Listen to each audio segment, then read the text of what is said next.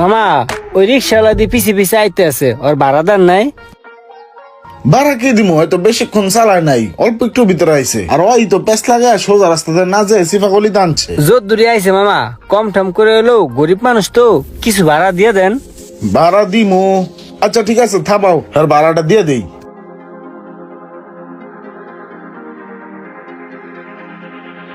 মিয়া তুমি আবার পিছে পিছে আইতাছো, এই যে তুমি অল্প একটু রাস্তা আইছো, তোমার ভাড়া কয় টাকা দিতে হইব? না মামা ভাড়া লাগতো না, আমি ভাড়ার লিগে আপনার পিছে পিছে আই না।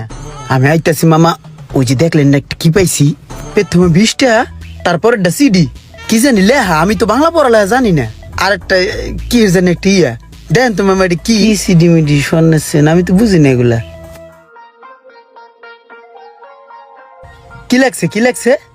চিঠিতে লেখছে বিকালের মধ্যে চেনটা ভাইয়ার কাছে পৌঁছায় দিও।